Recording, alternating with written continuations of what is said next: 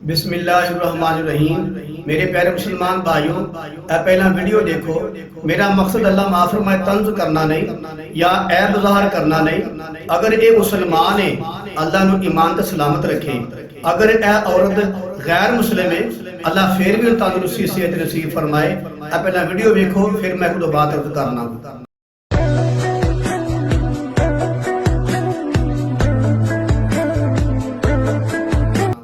जी हाँ जनाब, वीडियो देख लीजिए। गालिबन एक चीनन औरत है और बेलचा के नाल मिस्री मसाला भी दे रही है और अपना बच्चा पीछे बने हुआ है। अल्लाह माफ़ फरमाए, मेरा कोई ग़ीबत बयान करना या बुराई बयान करना मकसद नहीं, बल्कि मेरी दिली दुआ है कि अल्लाह ताला इस औरत को तंदुरुस्ती सेहत नसीब फरमाए और इस काम च अल्लाह पाक खैर बरकत फरमाए। और जड़ा पीछे बच्चा बनया होया है अल्लाह ताला ने जिंदगी तंदुरुस्ती सेहत देवे। मैं सिर्फ ये गुजारिश करना चाहना वा, ਇਹ ਜਿਹੜੀਆਂ ਔਰਤਾਂ ਹੁੰਦੀਆਂ ਨੇ ਅਕਸਰ ਇਹਨਾਂ ਦਾ ਜ਼ਿਹਨ ਇਹ ਹੀ ਹੁੰਦਾ ਹੈ ਕਿ ਅਸੀਂ ਆਜ਼ਾਦ ਰਹਿਣਾ ਚਾਹੁੰਦੀਆਂ ਵਾ, ਅਸੀਂ ਖਾਵੰਦ ਦੀ ਮਤਹਿਤੀ ਬਰਦਾਸ਼ਤ ਨਹੀਂ ਕਰਦੀਆਂ, ਉਹਦੀ ਗੁਲਾਮੀ ਬਰਦਾਸ਼ਤ ਨਹੀਂ ਕਰਦੀਆਂ, ਉਹਦੇ ਕੋਲ ਪੁੱਛ ਕੇ ਆਉਣਾ ਜਾਣਾ ਸਾਰੇ ਕੰਮ ਕਰਨਾ ਅਸੀਂ ਬਰਦਾਸ਼ਤ ਨਹੀਂ ਕਰਦੀਆਂ।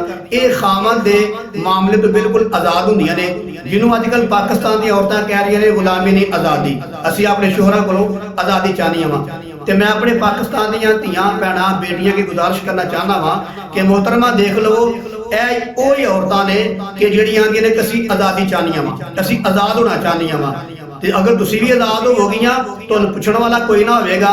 ਤੇ ਪੱਕੀ ਗੱਲ ਹੈ ਜੋ ਤੁਸੀਂ ਆਜ਼ਾਦ ਹੋ ਜਾਓਗੀਆਂ ਪੁੱਛਣ ਵਾਲਾ ਕੋਈ ਨਾ ਹੋਵੇਗਾ, ਤੁਹਾਡੇ ਤੇ ਇਖਤਿਆਰ ਕਿਸੇ ਨੂੰ ਕੋਈ ਨਾ ਹੋਵੇਗਾ, ਤੁਹਾਨੂੰ ਕੋਈ ਡੱਕਣ ਵਾਲਾ ਕੋਈ ਨਾ ਹੋਵੇਗਾ।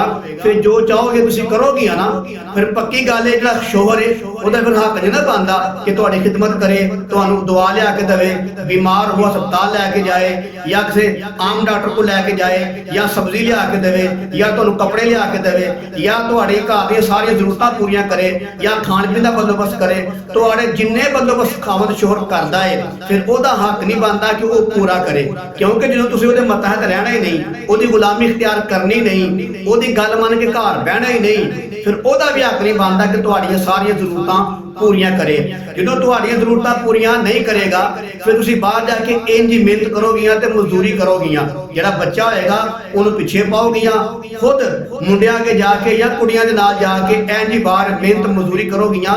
फिर पता लगेगा कि यह वो औरतां ने जिहड़ियां आज़ादी चाहदियां ने। जो आज़ाद हो जाओगियां मोहतरमा फिर तुहानूं बाहर जाके इंज जलालत मेहनत ते मजदूरी करनी पेगी। जब तक तुसीं अपने शोहर ते मातहत हो, ओहदी गुलामी दे अंदर हो, गुलामी तो मतलब वो मगरब वाली गुलामी नहीं, मेरे गुलामी का मतलब है कि जो साडियां बेटियां दा किते निकाह हो जाता है तो वह शोहर होंदा है, ओहदी गल मन के रहन, ओहदे हुक्म दी ताबेदारी करन, ओहदी फरमा बरदारी करन, ओहदी इजाजत तो बगैर बाहर ना जान, ओहदी इजाजत तो बगैर किसी नूं अंदर ना वड़न देन, ओहदी इजाजत तो बगैर किसी नूं फोन ना करन।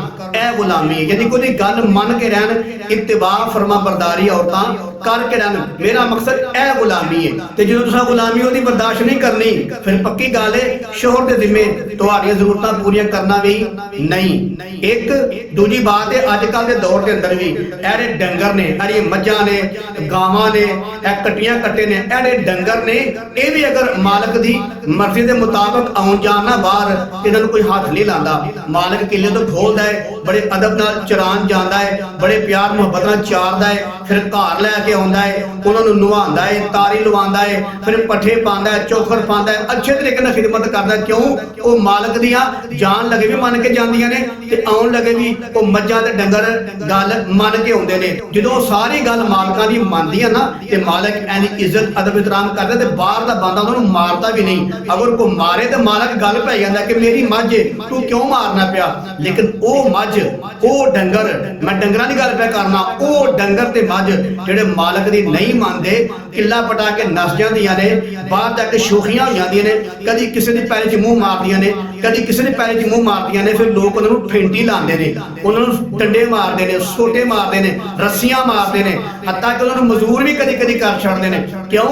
उन्हां नूं इह पता हुंदा इहदा मालक ही कोई नहीं, इहदा पुछण वाला ही कोई नहीं, इहदा सिर ते साईं कोई नहीं, तां ते जगह जगह ते मुंह मार दिए पई। अगर कोई मालक हुंदा ते नाल हुंदा, जगह जगह ते मुंह ना मारन देंदा, अगे पिछे चवला ना मारन देंदा, इहदी इज्जत करदा ते नाल रहिंदा, इहदी हिफाजत करदा। लिहाजा इहदे नाल मालिक कोई नहीं, इहदा साईं सिर ते कोई नहीं, फिर ओ ओनू चंगी फेंटी लाते ने फड़ के कटापा चाड़ते हैं तो फिर रिंगदी नसदी कदी सज्जे कदी खब्बे, क्योंकि उस डंगर का मालक सिर ते नहीं है ਤਾਂ ਜਗ੍ਹਾ ਜਗ੍ਹਾ ਤੋਂ ਉਹ ਮੱਝ ਜਾਂ ਗਾਂ ਮਾਰ ਖਾਂਦੀ ਰਹਿੰਦੀ ਏ। ਇਸ ਤਰੀਕੇ ਦੇ ਨਾਲ ਅਗਰ ਔਰਤ ਜਿਹੜੀ ਏ ਉਹਦਾ ਸਿਰ ਦਾ ਸਾਈਂ ਜੋ ਸਿਰ ਤੇ ਨਾ ਹੋਵੇ, ਫਿਰ ਅੱਲਾਹ ਮਾਫ ਫਰਮਾਏ ਉਹ ਜਗ੍ਹਾ ਜਗ੍ਹਾ ਮੂੰਹ ਮਾਰਦੀ ਏ, ਫਿਰ ਲੋਕਾਂ ਕੋਲ ਲਾਂਤਾਂ ਲੈਂਦੀ ਏ, ਫਟਕਾਰਾਂ ਲੈਂਦੀ ਏ, ਫਿਰ ਮਹੱਲੇ ਤੇ ਬਿਸਤੀ, ਆਪਣੇ ਮੁਆਸ਼ਰੇ ਤੇ ਬਿਸਤੀ, ਖਾਨਦਾਨ ਤੇ ਬਿਸਤੀ। ਕਿਉਂ? ਉਹਦੇ ਸਿਰ ਦਾ ਸਾਈਂ ਕੋਈ ਨਹੀਂ, ਉਹਨੇ ਆਪਣੇ ਸਿਰ ਦਾ ਸਾਈਂ ਮੰਨਿਆ ਨਹੀਂ, ਉਹਨੇ ਆਪਣਾ ਸਰਤਾਜ ਕੋਈ ਨਹੀਂ ਮੰਨਿਆ, ਉਹਨੇ ਆਪਣਾ ਰਹਿਬਰ ਤੇ ਰਹਿਨੁਮਾ ਕੋਈ ਨਹੀਂ ਮੰਨਿਆ, ਉਹਨੇ ਆਪਣਾ ਸ਼ੋਹਰ ਕੋਈ ਨਹੀਂ ਮੰਨਿਆ। ਫਿਰ ਜਦੋਂ ਜਗ੍ਹਾ ਜਗ੍ਹਾ ਮੂੰਹ ਮਾਰਦੀਆਂ ਨੇ, ਫਿਰ ਮੁਆਸ਼ਰੇ ਦੇ ਅੰਦਰ ਉਹਦੀ ਫਿਰ ਬਿਸਤੀ ਹੁੰਦੀ ਏ, ਉਹਨੂੰ ਜੁੱਤੀਆਂ ਵੱਜਦੀਆਂ ਨੇ। ਕਿਉਂ? ਉਹਨੇ ਆਪਣੇ ਸਿਰ ਦਾ ਸਾਈਂ ਕੋਈ ਨਹੀਂ ਮੰਨਿਆ, ਉਹਦਾ ਸਿਰ ਤੇ ਸਾਈਂ ਕੋਈ ਨਹੀਂ। ਅਗਰ ਡੰਗਰ ਵੀ ਏ, ਉਹਦਾ ਵੀ ਅਗਰ ਉਹ ਸਿਰ ਤੇ ਸਾਈਂ ਹੈ ਨਾ, ਤਾਂ ਉਹਦੀ ਇੱਜ਼ਤ ਹੁੰਦੀ ਏ, ਇਹਤਰਾਮ ਹੁੰਦਾ ਹੈ। ਤੇ ਇੰਜ ਹੀ ਅਗਰ ਬੁੱਢੀ ਕੋਈ ਸਾਈਂ ਤੋਂ ਬਗੈਰ ਹੋਵੇ, ਸ਼ੋਹਰ ਤੋਂ ਬਗੈਰ ਆਣਾ ਚਾਹੇ, ਇੰਜ ਹੀ ਮੁਆਸ਼ਰੇ ਦੇ ਅੰਦਰ ਉਹਦੀ ਇੰਜ ਜ਼ਲਾਲਤ ਹੋਵੇਗੀ ਜਿਵੇਂ ਡੰਗਰ ਦੀ ਬਾਹਰ ਜ਼ਲਾਲਤ ਹੁੰਦੀ ਏ, ਉਹਦੀ ਇੰਜ ਹੀ ਬਿਸਤੀ ਹੋਵੇਗੀ ਜਿਵੇਂ ਬਗੈਰ ਸਾਈਂ ਤੋਂ ਡੰਗਰ ਦੀ ਬਾਹਰ ਬਿਸਤੀ ਹੁੰਦੀ ਹੈ, ਉਹਨੂੰ ਜੁੱਤੀਆਂ ਵੱਜਦੀਆਂ ਨੇ, ਲੋਕੀ ਉਹਨੂੰ ਛੋਟੇ ਮਾਰਦੇ ਨੇ, ਤੇ ਉਹਦੀ ਵੀ ਫਿਰ ਅੱਲਾਹ ਮਾਫ ਫਰਮਾਏ ਇੰਜ ਜ਼ਲਾਲਤ ਹੁੰਦੀ ਹੈ। ਤੇ ਜਿਹੜੀ ਸਮਝਦਾਰ ਔਰਤ ਹੁੰਦੀ ਹੈ ਆਪਣੇ ਸ਼ੋਹਰ ਨੂੰ ਰਾਜਾ ਬਣਾ ਕੇ ਰੱਖਦੀ ਹੈ ਔਰ ਖੁਦ ਉਹਦੀ ਮਲਕਾ ਤੇ ਰਾਣੀ ਬਣ ਕੇ ਰਹਿੰਦੀ ਹੈ। ਲਿਹਾਜ਼ਾ ਮੇਰੇ ਮੁਸਲਮਾਨ ਭੈਣੋਂ ਜਾਂ ਜਿਹੜੀ ਬਾਹਰ ਰਹਿਣ ਵਾਲੀਆਂ ਮੇਰੀਆਂ ਧੀਆਂ ਭੈਣਾਂ ਨੇ, ਉਹਨਾਂ ਨੂੰ ਗੁਜ਼ਾਰਿਸ਼ ਕਰਨਾ ਚਾਹੁੰਦਾ ਵਾਂ ਕਿ ਇਹ ਖਿਆਲ ਛੱਡੋ ਕਿ ਅਸੀਂ ਆਜ਼ਾਦ ਆ ਜਾਂ ਮਰਦ ਦੇ ਸ਼ਾਨਾ ਬਿਸ਼ਾਨਾ ਲੜਾਂਗੀਆਂ। ਵੇਖ ਲਓ ਨਾ, ਔਰਤ ਮਰਦ ਦੇ ਸ਼ਾਨਾ ਬਿਸ਼ਾਨਾ ਕੰਮ ਕਰਨ ਡਈ ਹੈ ਨਾ, ਕਿਆ ਤੁਸੀਂ ਇਹ ਕੰਮ ਕਰ ਸਕਦੀ ਆ? कभी भी नहीं। लिहाजा मर्द शाना बिशाना में तो नहीं होना चाहिए और मर्द तो आजाद भी तो नहीं होना चाहिए। जब तक ये मतहत रहोगियां, किसी दी मलका ते रानी बन के रहोगियां ना, तुहाडे वाल कोई अख चुक के नहीं देख सकता, तुहाडे वाल कोई मैली अख नहीं तक सकता, तुहानू कोई हाथ नहीं ला सकता। जो डंगरां दा हिसाब बाहर निकल जाओगियां, अपने साईं नू सिर ते नहीं समझोगियां और ना किसी नू अपने सिर दा साईं मनोगियां, ना ये समझोगियां साडे उत्ते कोई पुछण वाला है वे। फिर बाहर जाओगियां, फिर जिवें डंगर कले नू बाहर मार पैंदी है ना, जगह जगह मुंह मारन दी वजह तो इंज फिर औरतां दा भी यही हाल हुंदा है। जगह जगह तो दान तान हुंदी है, बिस्ती हुंदी है, हर जगह मुआशरे दे अंदर, गली बाजार दे अंदर, खानदान दे अंदर तौहीन हुंदी है उन्हां औरतां दी ਜਿਹੜੀਆਂ ਆਪਣੇ ਸਿਰ ਦਾ ਸਾਈਂ नहीं ਮੰਨਦੀਆਂ। लिहाजा मेरी गुजारिश है ਜਿਹੜੀਆਂ ਮੇਰੀਆਂ पाकिस्तान ਦੀਆਂ ਧੀਆਂ ਭੈਣਾਂ ਬੇਟੀਆਂ ਨੇ और ਜਾਂ ਜਿਹੜੀਆਂ ਬਾਹਰ ਰਹਿਣ ਵਾਲੀਆਂ ਸਾਡੀਆਂ ਧੀਆਂ ਭੈਣਾਂ ਬੇਟੀਆਂ ਨੇ, अल्लाह ताला तमाम मुसलमान औरतां ਨੂੰ, ਧੀਆਂ ਭੈਣਾਂ ਬੇਟੀਆਂ ਨੂੰ ਆਪਣੇ ਘਰ ਦੀ ਚਾਰ ਦੀਵਾਰੀ ਦਾ ਹੁਸਨ ਬਣਨ ਦੀ ਤੌਫੀਕ ਨਸੀਬ ਫਰਮਾਏ और ਆਪਣੇ ਸ਼ੋਹਰ ਦੀ इत्तिबा करके ते अपने घर ਦੀ ਮਲਕਾ और रानी बनन ਦੀ तौफीक नसीब फरमाए। अल्लाह तमाम ਧੀਆਂ ਭੈਣਾਂ ਨੂੰ सदा सलामत रखे।